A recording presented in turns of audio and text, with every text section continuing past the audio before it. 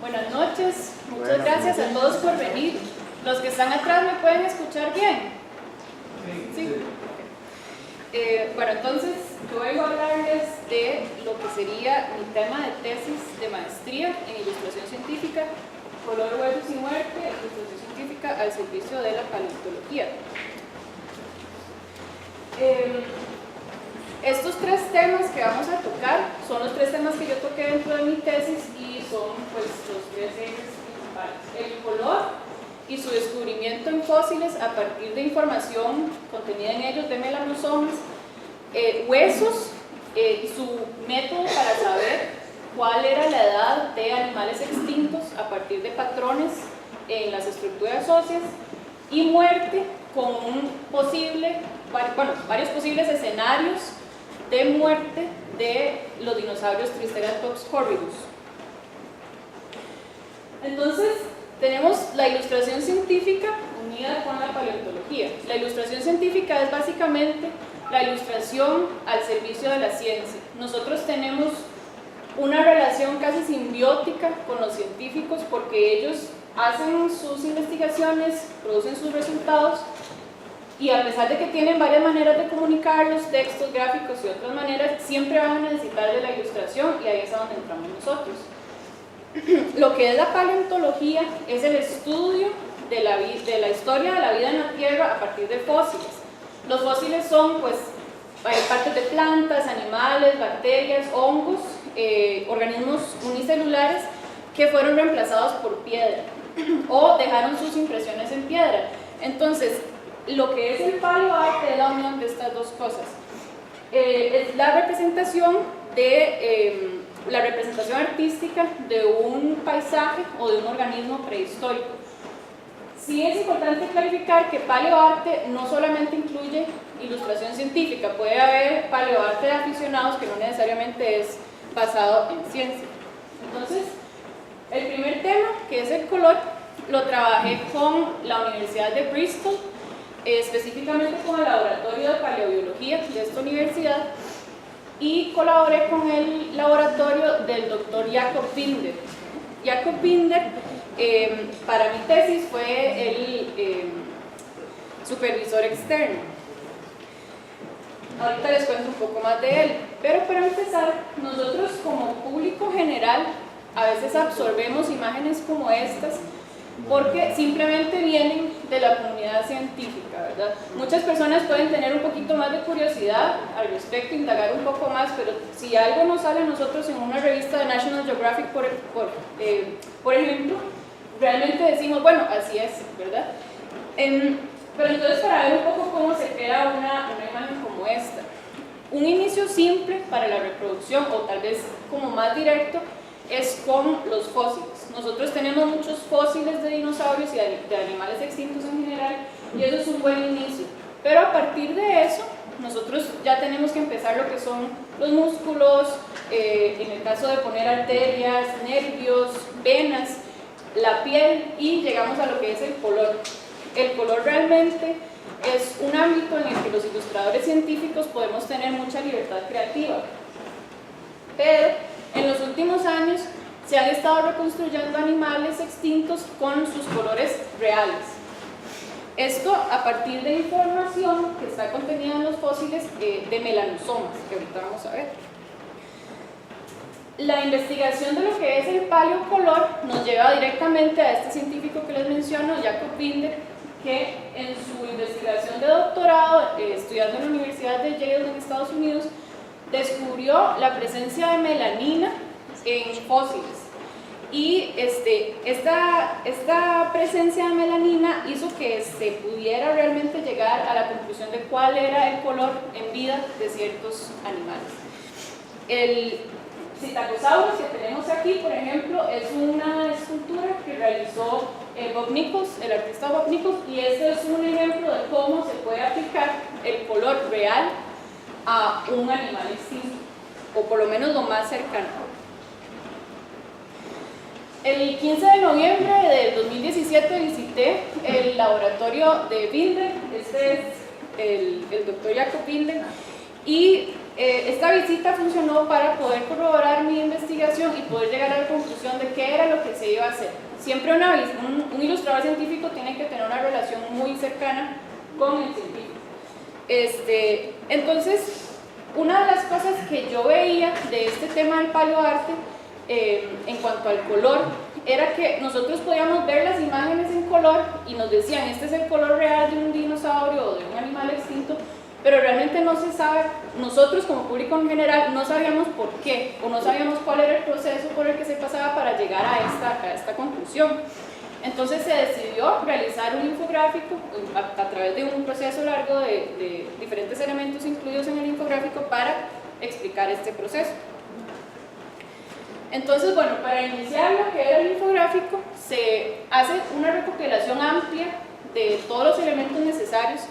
Y en este caso, bueno, este fue el boceto que se escogió para este infográfico que vamos a ir viendo los elementos que están aquí incluidos poco a poco. Entonces, se incluyeron dos especies de pájaros, la explicación de lo que son los melanosomas, que ahorita vamos a ver, una historia breve del descubrimiento del color en fósiles, y cuáles son las conclusiones externas que se pueden tener a partir de esto. Nosotros lo que vemos, o bueno, lo que los científicos ven bajo un microscopio son estos melanosomas que se ven así. A partir de las formas y el acomodo de estos melanosomas es que nosotros podemos llegar realmente a la conclusión de cuál era el color en vida de estas especies. Los melanosomas son orgánulos que contienen pigmento. El pigmento se puede encontrar en piel, se puede encontrar en plumas, se puede encontrar en el pelo, en ojos, en diferentes partes, y puede dar colores como rojizos, cafés, negros, grisáceos, e inclusive puede también impartir colores como metálicos o tornasolados. Entonces, lo que nos interesaba, bueno, lo que me interesaba a mí de estos melanosomas era poder ponerlos de la manera más simple para un espectador. Entonces, aunque son imágenes bastante sencillas de ver, realmente se necesitaba tener una unidad y eso fue lo que se realizó teniendo estas ilustraciones que vemos aquí. Y bueno, llegamos entonces a lo que es una reconstrucción de un animal extinto con sus colores reales. Yo lo que necesitaba comunicar al público era realmente cómo se llegaba de la información de melanosomas a el color. Y la mejor manera que se podía hacer esto era realmente teniendo una especie con el color real reconstruida. Y bueno, para un ilustrador científico, una de las mejores cosas que puede pasar es reconstruir un animal que no ha sido reconstruido antes. En este caso, el Meserilisor grandis es un pájaro que estaba siendo analizado en el laboratorio de Binder en ese momento, y los resultados de color iban a estar teniéndose listos para diciembre. Entonces yo iba a trabajar los colores y íbamos a tener la primera reconstrucción con los colores reales de esta especie. A un ilustrador científico, en este caso, o un paleoartista, le llegan imágenes como estas, y nosotros a partir de eso tenemos que realmente procesar y llegar a la imagen final. Entonces, en este caso, estos son igual fósiles de Meserilisor grandis, y las partes que están, los puntitos que vemos aquí, son los colores. No resultaron ser colores muy emocionantes, como pueden ver, y realmente yo viniendo de Costa Rica fue como, bueno, pero a partir de eso igual se puede hacer una ilustración emocionante. Entonces, igual podemos ver que los colores tampoco están ubicados en lugares específicos. No es que nosotros podemos decir específicamente una pluma era de un color y otra de otro. Necesariamente, en este caso, aquí sí podemos ver que el blanco, que es falta de melanosomas, sí es evidente, y la parte oscura sí sabemos que entonces hay un contraste de líneas ahí. Pero bueno, entonces hay varias maneras de empezar una reconstrucción de estas, pero en este caso teníamos una ventaja, y es que sabíamos cuáles eran algunas de las especies que eran familia del Meserilisor en el presente. Entonces tenemos el Phoenicholus purpureus, que es familia de este Meserilisor, pero no necesariamente incluye la iridescencia que tiene el pájaro. Entonces, a partir de este pájaro fue que se empezó la reconstrucción.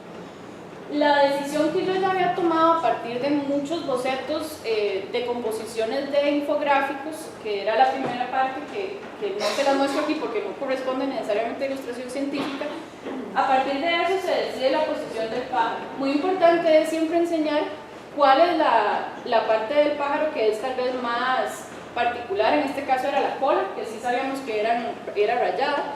Y pues entonces a partir de este boceto del animal en el presente empiezo yo la reconstrucción. Inicio viendo un poquito lo que es la volumetría y llego a la parte del esqueleto. En este caso, como pueden ver, no es un esqueleto preciso del todo, porque nosotros para una reconstrucción como esta, a mí no me interesaba hacer una reconstrucción esquelética precisa.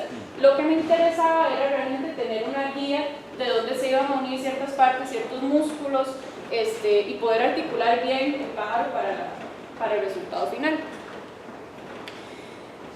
A mí, los científicos me pasaron estos números que ven arriba, y estos eran las medidas de los esqueletos que ellos tenían, las medidas de cada una de las piezas de los esqueletos que ellos tenían, cada hueso. Entonces, yo decidí que la manera más fácil que me parecía hacer este proceso era poner cada una de estas medidas de esqueleto en la orientación que tenía el esqueleto que yo había reconstruido dentro de la especie que les acabo de mostrar. Así yo podía agarrar estas líneas, llevármelas entonces a, en este caso Photoshop, puede ser cualquier programa de edición, y escalar el pájaro que es del presente a las medidas que son las medidas del meserigrisol grandes. Esto se ve como un Frankenstein, ¿verdad? Pero realmente es muy útil porque aquí yo ya sé que tengo, que tengo la cantidad de plumas específicas necesarias y que tengo las proporciones del pájaro que realmente voy a reconstruir. Entonces empieza toda una serie de bocetos que van y vienen con los científicos, ellos consultan, me piden cambios, hasta llegar a un boceto final, manual en este caso, que ya fue aprobado. Aquí no se tiene ningún tipo de detalle todavía, pero ya tenemos por lo menos lo que son las proporciones correctas. Y entonces, como este pájaro yo pretendía meterlo dentro de un infográfico, pero también pretendía que los científicos lo pudieran utilizar dentro de otros medios, mi objetivo era que tuviera muchísimo detalle. Y por eso fue que también decidí hacerlo digital. Tenía el manual, pero por cuestiones de tiempo y de eficiencia, en este caso para tener un mayor nivel de detalle, decidí hacerlo digital. Entonces este es el boceto final digital. Y a partir de, bueno, ya teniendo el boceto final digital, con eso ahorita seguimos, pero paralelamente a este proceso se iba decidiendo cómo era que se iba a ubicar el color en el pájaro. Yo envié varias propuestas, realmente pueden ver que aquí sí hay un poquito de libertad creativa. Se sabe que es gris y negro, pero no se sabe específicamente a dónde van esos grises y negros, excepto por la cola. El color de las patas y del pico no son partes que se pueden descifrar a partir de melanosomas porque no se tiene ese tipo de información, es en las plumas. Entonces, estos colores se decidieron a partir del Funiculus purpureus, que es del presente, que es la familia del presente. Y este fue la propuesta de color que se escogió. Entonces, a partir de eso, yo ya puedo empezar a trabajar. Una de las cosas que tal vez me enseñó mi propio proceso fue que los modelos en plasticina realmente son muy útiles para poder ubicar lo que son las luces y las sombras.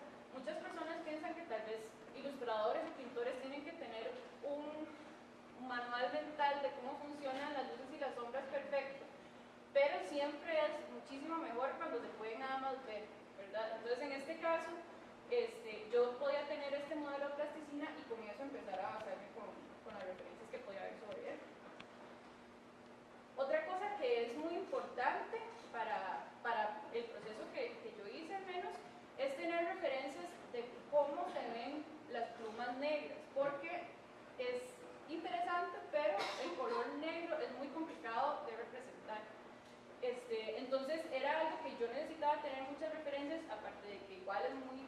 bueno tener referencias de todas maneras, pero tenía una cantidad exagerada de referencias como estas. Entonces ya con el boceto final digital, yo ya podía empezar a poner las luces y las sombras a partir del modelo de plasticina. Entonces esta etapa empieza nada más siendo como plastas de color.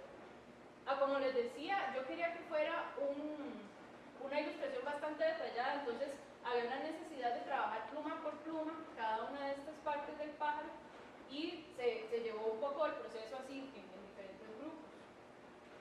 Empecé a poner los detalles en las diferentes plumas, luego en lo que ya era el abdomen también, que son plumas de textura distinta, que hay que poner mucha atención a eso.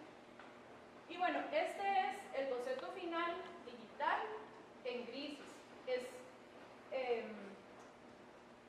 Es interesante también ver cómo realmente si uno tiene un pájaro negro no necesariamente significa que el pájaro va a ser negro, y ahorita entonces vamos a ver eso. Este es la ilustración final de la reconstrucción del Mesererizor Grandes. El boceto que teníamos, que acabamos de ver, en grises, no presenta los reflejos que hay que tener para que una ilustración como esta se vea real. Entonces, en este caso podemos ver un acercamiento, pero es importante ver cómo el ala posterior va a tener colores azulados. Uno, porque son los colores que refleja del cielo, si el cielo está azul, en este caso se decidió que sí. Y dos, para que se dé esta sensación de lejanía, ¿verdad? Mientras que los colores un poco más cálidos van a estar un poco más cercanos en el ala que está cercana a nosotros y se dé esa diferencia. Otra cosa es también hacer los reflejos del ambiente inferior. Entonces en este caso se pretendía que el pájaro estaba pasando encima de vegetación, por ejemplo, entonces había que poner tonos un poco más verduzcos en este lado. Y aquí se puede ver tal vez esa diferencia en donde estas partes de abajo se ven un poco amarillentas y verduzcas y las partes de arriba se ven un poco más azuladas. Entonces podemos ver cómo en una ilustración científica se puede pasar de una imagen como esta, que por supuesto para muchas personas es igualmente muy interesante, pero para un público general hacer esta comparación, esta conexión va a ser muy importante, y va a ser muy importante para los científicos poder también tener esta conexión de esta manera con el público general.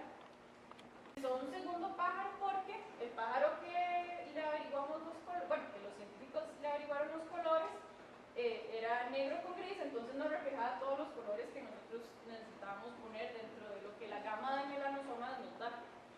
Se realizó esta especie, que es una especie endémica de Costa Rica y el oeste de Panamá. Se siguió el mismo proceso. Aquí inicié con plasticina, luego los bocetos manual, digital, el inicio de grises, poner los detalles y una vez que ya se tiene esa parte, poner los colores.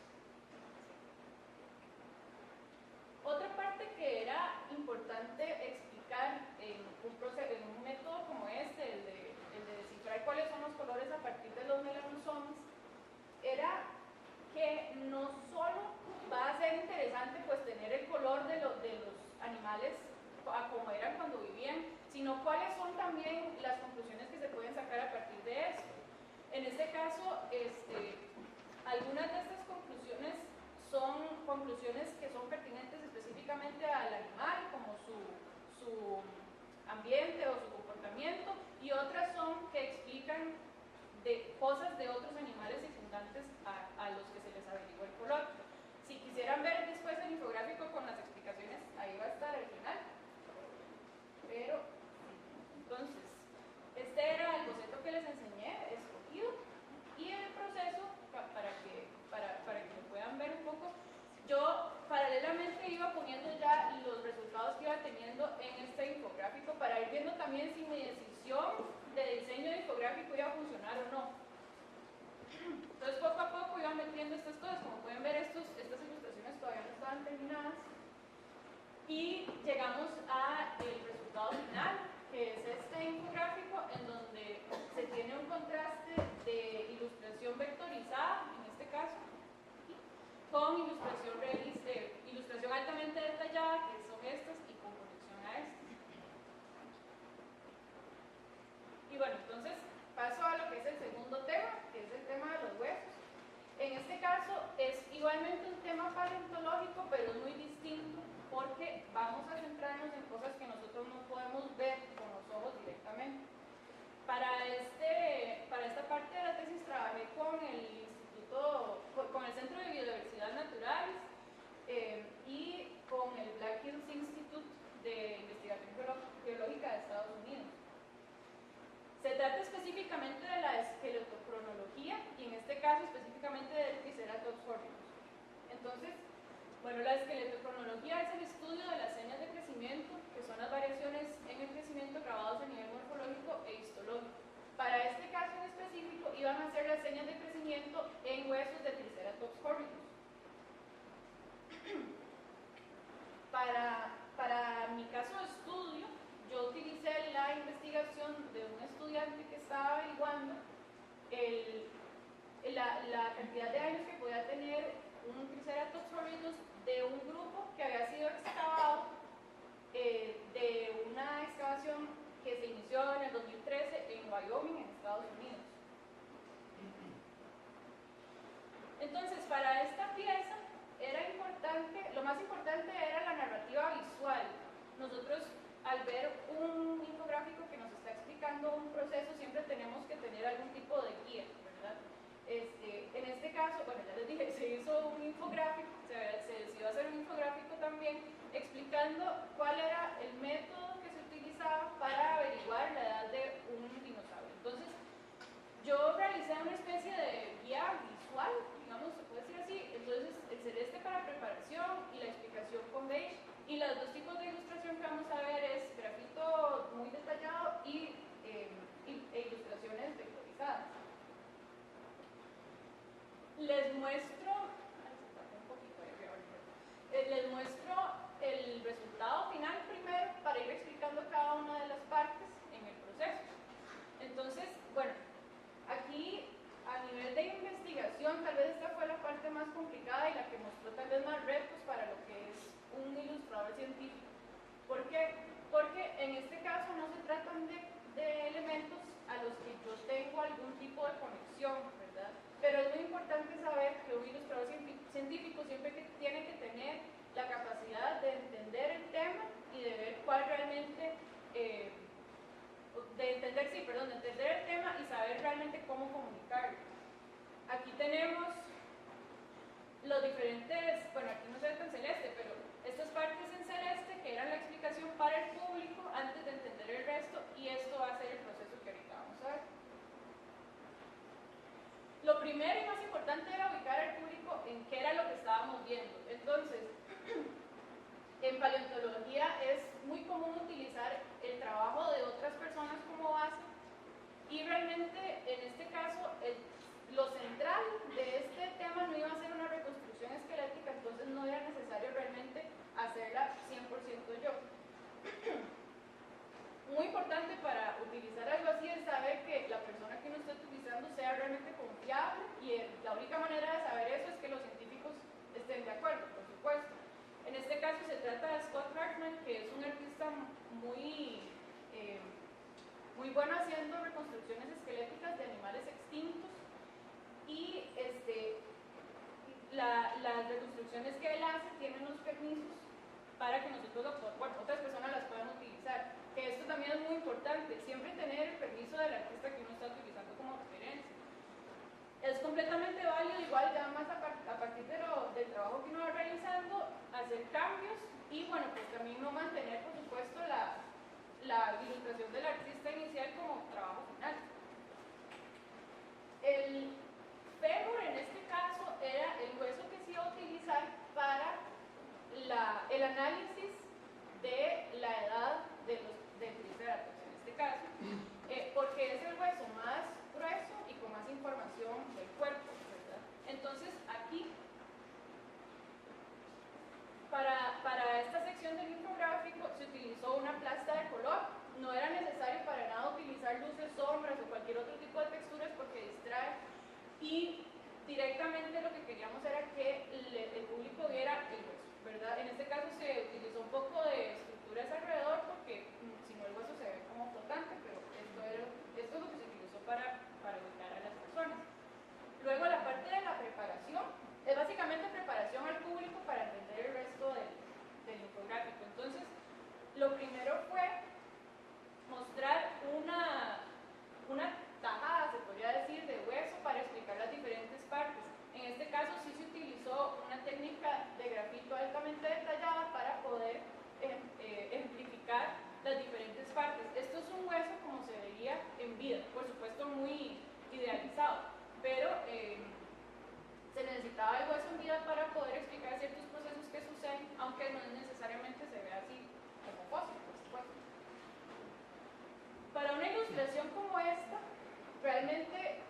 hay muchísimos tipos de ejemplos de ilustraciones parecidas, ¿verdad?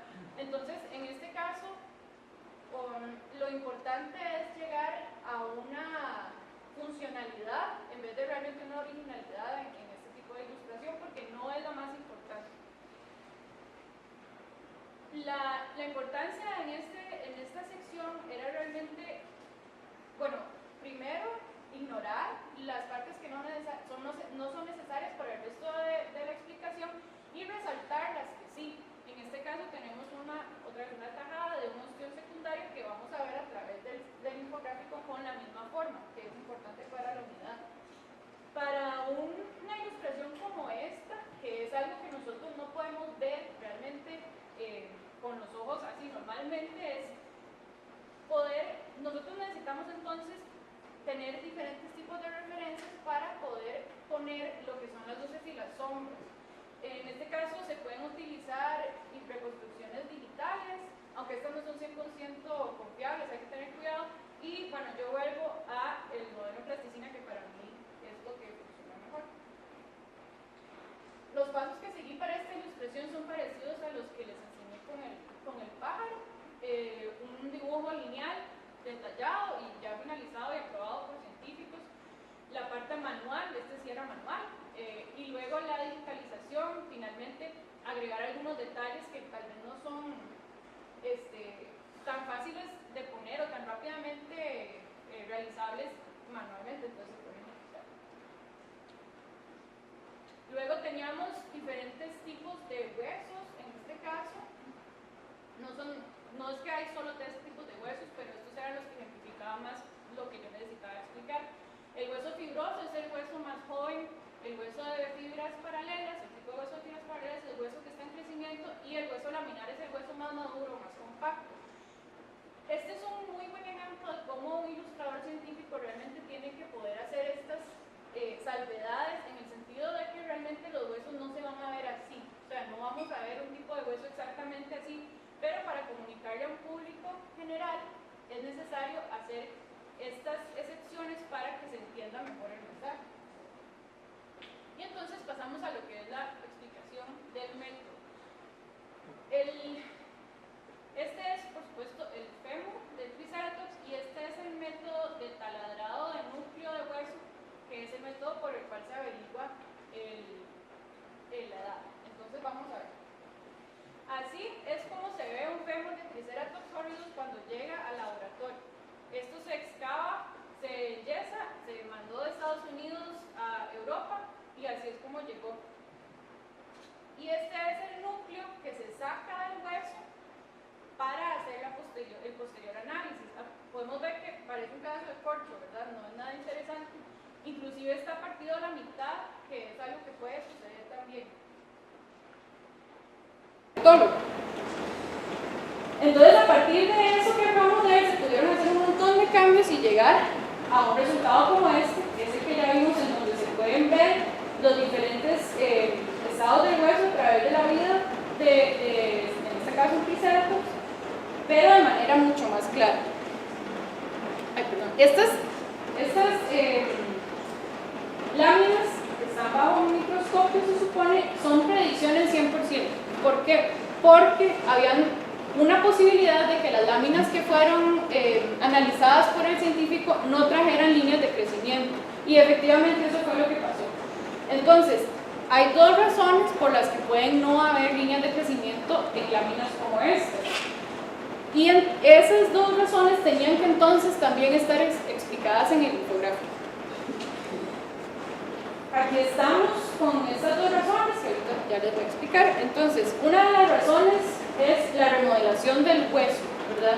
Nosotros tenemos remodelación de hueso constantemente, y esto va a ir obliterando o borrando las líneas de crecimiento dentro de nuestros mismos huesos, ¿verdad? Eso era un proceso que había que explicar de manera sencilla, aunque es un proceso bastante complejo de explicar. Pero una de las cosas que también yo quería era poder también unificar dentro del infográfico las formas. Podemos ver que esta misma forma, que es la de la ostión secundaria que les enseñé en el curso, que está a la izquierda arriba en el infográfico, es la misma forma que utilicé para esto.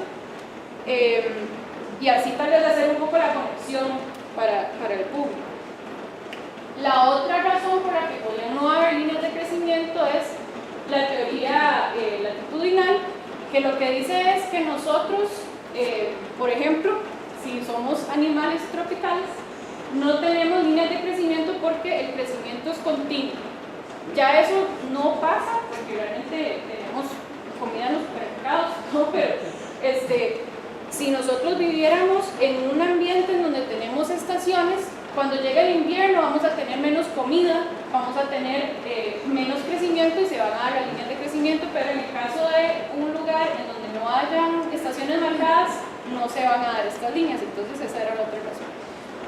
Entonces así es como se llega a una conclusión como esta, de este infográfico, en donde, como les dije al inicio, la importancia de la narrativa visual, lo central entonces va a ser lo más importante. Por supuesto se dirige la mirada a esto para luego bajar, y las partes circundantes son la parte de información que se necesita de parte del público para tal vez entender un poco más el resto del infográfico.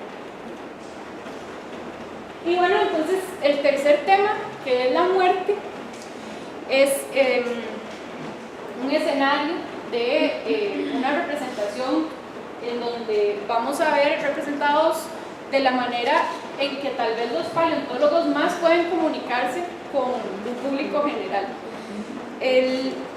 La fascinación de personas adultas y chiquitos por los dinosaurios es algo que ya todos sabemos, y realmente es una manera muy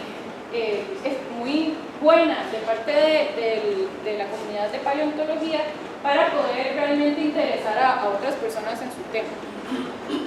Para esta parte, lo primero que yo hice fue hacer toda una recopilación de información. Entonces, me tenía que preguntar varias cosas.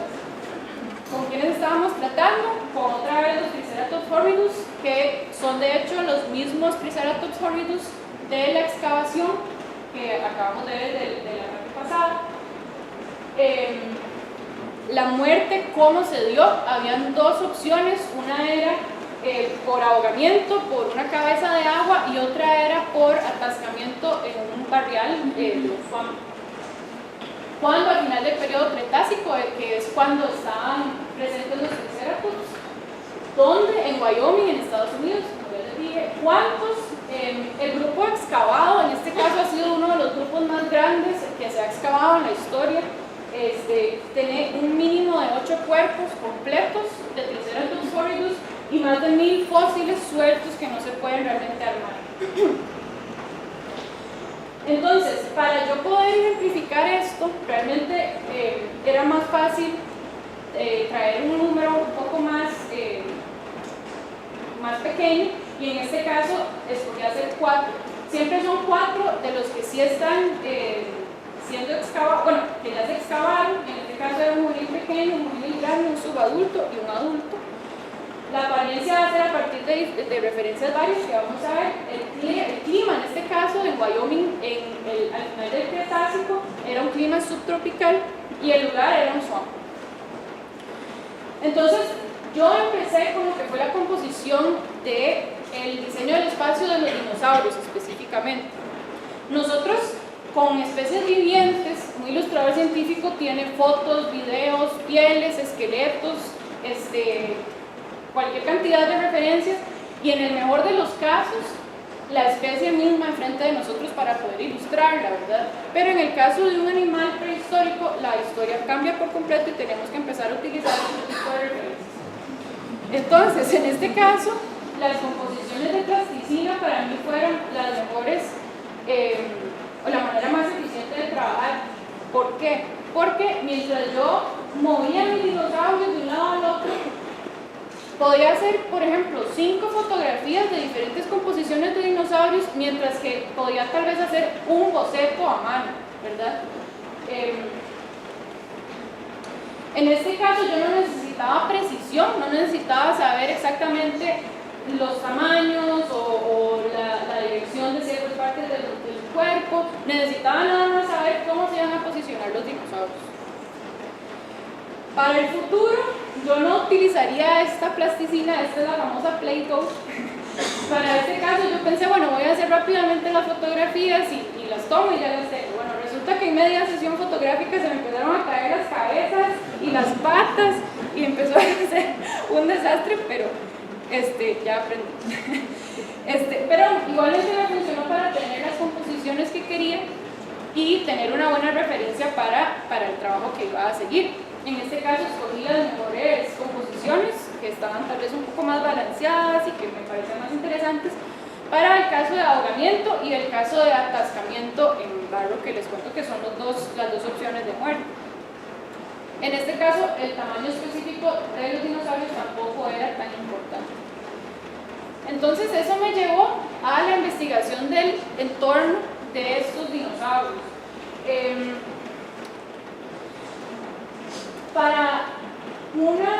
Para esta parte de las ilustraciones científicas, en este caso específico, yo me tengo que apoyar 100% en los científicos. Básicamente, si el científico falla, yo fallo, ¿verdad? Todos fallamos. Entonces, es muy importante, muchas personas pueden ser biólogos e ilustradores científicos a la misma vez, pero eso no es 100% necesario, ¿verdad? Yo no puedo ser además médica, física, química, paleontóloga en este caso, profesional, y ser ilustradora científica profesional a la vez, ¿verdad?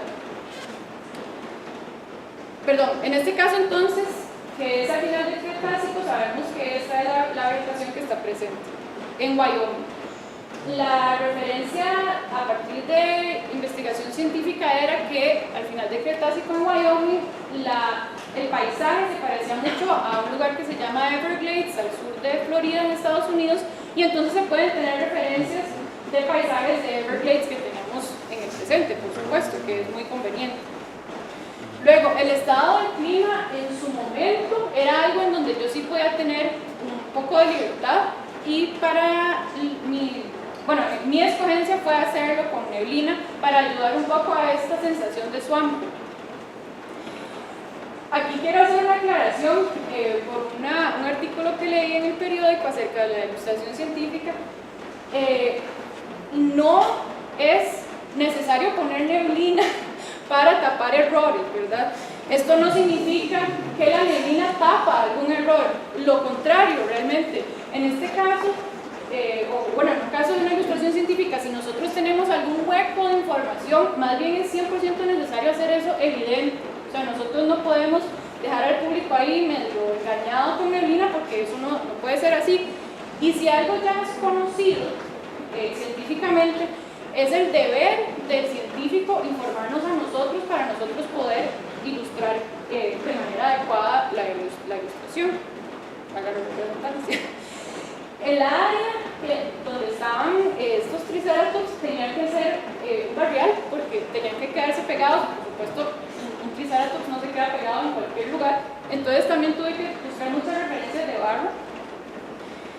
Y parte de las referencias más importantes que tuve en este caso fueron referencias de otros artistas. En este caso, artistas que sean, por supuesto, confiables, porque si no, entonces caemos en algo que más bien no nos va a ayudar. En este caso tenemos aquí ilustraciones de Raúl Martín y de David Bonadonna, que son artistas muy buenos, de alta calidad y muy respetados por la comunidad científica, por lo tanto yo puedo utilizarlos como referencias. Dentro de la maestría tenía una profesora que me decía que uno no debería de compararse, pero yo en lo personal estoy completamente en desacuerdo, porque pienso que compararse más bien funciona para uno poder mejorar. Y en este caso, yo viendo ilustraciones como estas, que son tan buenas, puedo realmente hacer el esfuerzo de llegar a algo como esto, ¿verdad? Entonces, en mi opinión, compararse siempre tiene un beneficio, mientras no sea copiar la ilustración, por supuesto. Una vez entonces investigadas todas las partes, yo puedo empezar lo que es la composición ya del escenario como tal, de la parte de atrás del paisaje. Con los dinosaurios, con las composiciones de dinosaurios que yo ya había escogido, puedo entonces empezar a incluir lo que es el escenario, sabiendo cuáles son las diferentes características que ya tengo analizadas anteriormente.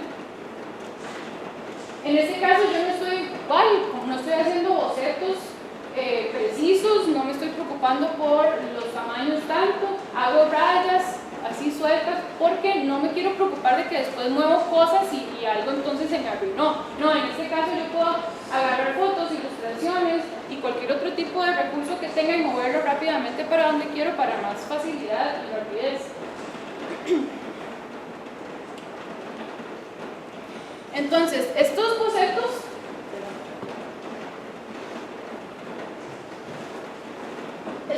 yo ya puedo empezar a enseñárselos a los científicos, pero hay que tener mucho cuidado, porque si un científico no ha visto el trabajo de uno con anterioridad puede pensar, pero ¿y ahora cómo va a quedar esa ilustración, verdad? O sea, entonces es importante aclarar que esto es un boceto muy preliminar y por supuesto también que los científicos hayan visto el trabajo de mi trabajo anteriormente, ¿verdad? En este caso funciona mucho, por ejemplo, enseñarlo porque pues este mismo boceto que yo les enseñé me dieron la retroalimentación de que para que haya barro, por supuesto, no pueden haber árboles y eso no es algo que yo había pensado. Si hay árboles, entonces no hay barro porque los árboles sostienen la tierra y necesitamos mucho barro para lo que era la muerte de estos triceratops. Entonces, antes de continuar con el resto del escenario, vamos a ver lo que es la reconstrucción de los triceratops como tal. Esta reconstrucción está siendo paralelamente trabajada a la parte de los escenarios y, bueno, como les contaba al inicio, una buena reconstrucción inicia, por lo menos como referencia, siempre con un esqueleto. Sobre ese esqueleto vamos a ir trabajando. Se pueden igualmente buscar referencias de otros artistas, en este caso. Se pueden también buscar referencias de otros animales. Esto no significa que los músculos van a estar ubicados de la misma manera que un rinoceronte en un triceratops, pero no funcionan como referencia nada más. Y luego también es importante tener en cuenta las investigaciones paleontológicas como tal, en este caso. Por ejemplo, este es un Tyrannosaurus, no es un triceratops, pero es familia.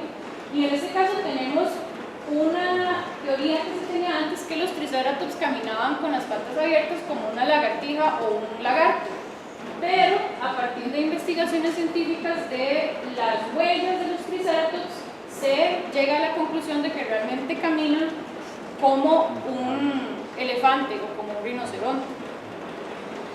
Entonces, aquí tenemos, por ejemplo, una ilustración del siglo pasado de Charles Knight, que era un ilustrador muy respetado, pero en esta ilustración podemos ver cómo se tiene esta inclinación de la pata, mientras que un siglo después tenemos una ilustración del Vlad Constantino, por ejemplo, en donde la posición de la pata ya es directa, es distinta. Estas cosas hay que tomarlas en cuenta para no caer en errores como estos. Después, en la reconstrucción, yo sigo con la parte de lo que es la piel. En este caso, estos bocetos que les estoy mostrando son una guía personal, no es algo que es preciso, es algo para yo tener idea de cómo voy a reconstruir los dinosaurios al final. Me puedo basar en referencias de rinocerontes y elefantes, en este caso yo lo hice para la piel, que sea un poco caída y arrugada. Y finalmente lo que son las escamas, ¿verdad? En este boceto, bueno, pues es importante tal vez ver lo que son las cerdas que salen de la espalda, la diferencia que hay entre los tipos de escamas en el abdomen con respecto a las partes laterales y superiores, porque nosotros ya tenemos referencias como estas. Esto es una impresión de piel de un Triceratops horridus real, y nosotros aquí ya podemos ver las escamas, ¿verdad? Esto por supuesto es ideal para una ilustración científica de un dinosaurio como este, no siempre se va a tener, pero en este caso se tiene. Aquí pueden ver cómo ciertas escamas tienen unas protuberancias que son las que indican que tal vez pudieron haber cerdas que salían de la espalda del Triceratops. Y en esta impresión de este espécimen que se pusieron lane, podemos ver la diferencia entre las escamas del abdomen, que tienen un ordenamiento distinto a las escamas laterales y son un poco más pequeñas también. Hay que tomar en cuenta muchísimas características y todas, ojalá, bueno, no, ojalá no, siempre basadas en información científica. En este caso tenemos las etapas de crecimiento de un triceratops a partir de los cráneos, y en este caso podemos ver cómo los cuernos se van curvando de cierta manera y la cola va cambiando a través del tiempo, además de las epoxiditales, que son estos triangulitos aquí, que van cambiando a sus diferentes edades. Podemos ver un juvenil pequeño aquí, un subadulto y un adulto, en donde ya casi están totalmente aplastadas. Otra de las cosas que podemos hacer nosotros como ilustradores científicos es basarnos en ciertas teorías. En este caso, hay una teoría de un paleontólogo, Mark Whitton, en donde él dice que los cuernos de los triceratops podrían haber crecido como los cuernos de ciertos animales que tienen cuernos en el presente, en donde la queratina que crece alrededor del cuerno no necesariamente crece con la misma forma del cuerno, sino que empieza a crecer para arriba. Entonces yo también incluí eso dentro de lo que iba a ser mi reconstrucción. Aquí ya regresé a la plasticina, pero con una plasticina profesional para que no se me cayeran las partes. Y esto me funcionaba para poder tener referencias de dónde iban a estar ubicados los músculos. No necesariamente buscaba precisión tampoco en esta etapa, pero sí una referencia o una guía para dónde iban a estar las luces y sombras en los músculos. Este modelo se utilizó para realizar la ilustración de los diferentes ángulos para todos los especímenes que van a estar presentes. Tal vez de una manera ideal sería reconstruir cada uno de los especímenes con las edades que realmente tienen, pero en este caso por tiempo solo pude utilizar uno, pero igual me funcionó. Entonces, este era uno de los escenarios que se había escogido de ahogamiento, y entonces aquí yo ya puedo empezar a escalar los diferentes modelos o las diferentes imágenes de modelos que tenía. Empezó a agregar las epoxiditales a este que es el más pequeño, y tener las diferencias de cráneo, de diferentes tamaños de cuerpo y otras partes que hay que tener en cuenta para las edades que iban a estar representadas. También se hizo la ilustración que es respecto al aplastamiento en barro con la misma técnica, y esta fue finalmente la que se escogió, pero para las dos se hicieron bocetos. Entonces estos bocetos igual van y vienen con los científicos, y ellos van dando retroalimentación al respecto. Al final, entonces, se decidió continuar con este. Este es entonces el boceto lineal de este escenario. Luego se empiezan a agregar los detalles. En este caso, ya sabíamos acerca de la vegetación. En este caso, por ejemplo, tenemos magnolias, tenemos helechos, tenemos metasecuoyas acá atrás, por ejemplo, que eran parte de las investigaciones que teníamos hechas desde el inicio. Y aquí ya están los detalles basados en la información científica que se había tenido en la investigación, en el proceso de investigación. A partir de mi modelo de plasticina, entonces esta etapa es bastante sencilla, se podría decir, porque no tengo que estar pensando tanto en dónde es que va a estar reflejado las luces y las sombras, sino que ya lo puedo ver sobre el modelo, ¿verdad? Y bueno, antes entonces de pasar a lo que ya es el color, les voy a explicar cómo llega al color. En este caso, los Triceratops horridus no tienen información de melanosomas en sus escamas, como en el pájaro que teníamos al inicio. Entonces, para este momento todavía no sabemos, o no hay un método para averiguar el color en este dinosaurio. Pero sí tenemos información de otros tipos, ¿verdad? Tenemos que es un dinosaurio de hace 68 millones de años, del final del Cretácico, que vivía en un clima subtropical. Entonces se hace la relación con una especie de iguana, que es un animal tropical, y también se sabía que el dinosaurio estaba rodeado de vegetación. Entonces se hacen distintas pruebas, unas no necesariamente relacionadas a la iguana, pero para ir probando y también hablando con los científicos. En este caso, entonces, este es el resultado final de cómo se ve el Triceratops con color. Varias cosas son importantes en este caso. Existen teorías distintas, por supuesto, como en todo ámbito de la ciencia, y una de ellas es de parte del paleontólogo Robert Bakker, que dice que los cuernos y la cola definitivamente tienen que ser para defensa. ¿Cómo un animal va a tener este tamaño de cuernos y esta cola si no va a ser para defensa? Pero en contraste existen otras investigaciones, como por ejemplo la de Peter Dodson, que dice que esta cola era para mostrarse sexualmente, ¿verdad?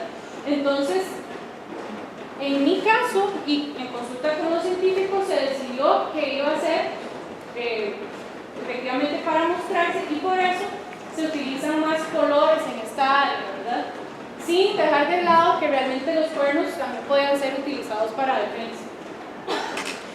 Otra teoría de este mismo científico Peter Dodson es que los Triceratops hórridos podían ser animales gregarios o animales que vivían en grupos, por lo que se pueden entonces podrían apreciarse rayas como estas, que corresponden a una especie de camuflaje o de mecanismo de defensa para depredadores, como lo tienen por ejemplo las cebras, que si se mueven en grupo, los depredadores no los pueden realmente ver tan bien como si estuvieran solos.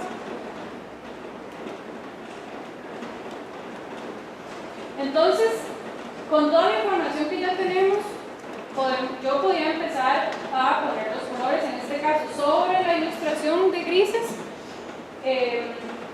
con los colores que ya tengo decididos de los dinosaurios y la de vegetación y el área circular. Ya empiezo a poner lo que son detalles. En este caso hay que también tomar en cuenta, por supuesto, que los animales no van a estar tan limpios, y tomando en cuenta, por ejemplo aquí, que este es el adulto, por lo que la cola va a ser un poco más azulada, haciendo referencia a los cambios de color en una iguana, en donde una iguana adulta va a tener colores distintos a una iguana joven. Las iguanas jóvenes tienen un poco los colores más verdes, y mientras crecen y llegan a su madurez cambian. Pero aquí entonces podemos ver como el dinosaurio más joven tiene un poco más de verde que el dinosaurio adulto. Finalmente puse la neblina para dar esta sensación, un poco más la sensación de swamp, y llegué al producto, bueno, a la ilustración final, ¿verdad? En este caso es una ilustración basada en datos científicos, como les he mostrado a través de este proceso, y funciona muy bien para ilustrar distintas partes de información paleontológica, como es la vegetación, cómo es el comportamiento de los dinosaurios, cómo esto es una posibilidad de muerte, y realmente también es una muy buena manera de comunicar un tema paleontológico de una manera interesante a un público general.